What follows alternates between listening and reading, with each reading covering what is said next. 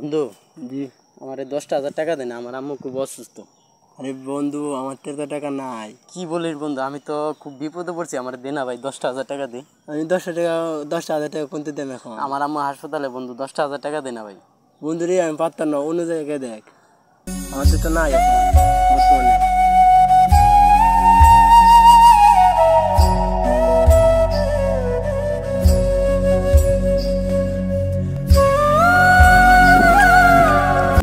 বন্ধু, 10,000 টাকা দে না রে বন্ধু।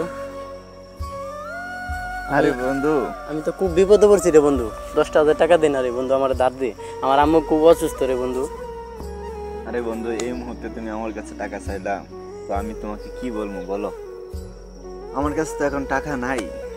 কি বলিস বন্ধু, আমার তো ইমার্জেন্সি দরকার, আমার মা অসুস্থ, দেখ না রে বন্ধু, কারো কাছ থেকে লইতে পারোস কিনা। আরে যাও তো ভাই, বললাম তো আমার কাছে নাই। আমি কি তোমাকে টাকা রাখে আমি তোমার সাথে মিথ্যা কথা বলবো? দেখ বন্ধু, দেখ আমার যেভাবে পারোস বন্ধু, দেখ তোরে একটু ম্যানেজ কর না রে বন্ধু, একটু ম্যানেজ কর বন্ধু।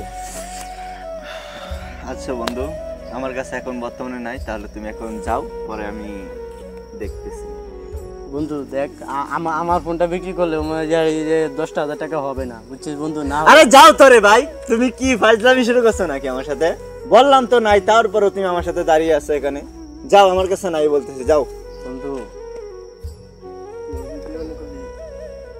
খারাপ সময় আমার যাইতেছে, কিন্তু তোরও এক সময় খারাপ যাবে বন্ধু, বুঝছিস? কিন্তু এইভাবে আমাকে ইনসার্ট করলে এটা কিন্তু ঠিক না রে বন্ধু। ঠিক আছে বন্ধু? ঠিক আছে।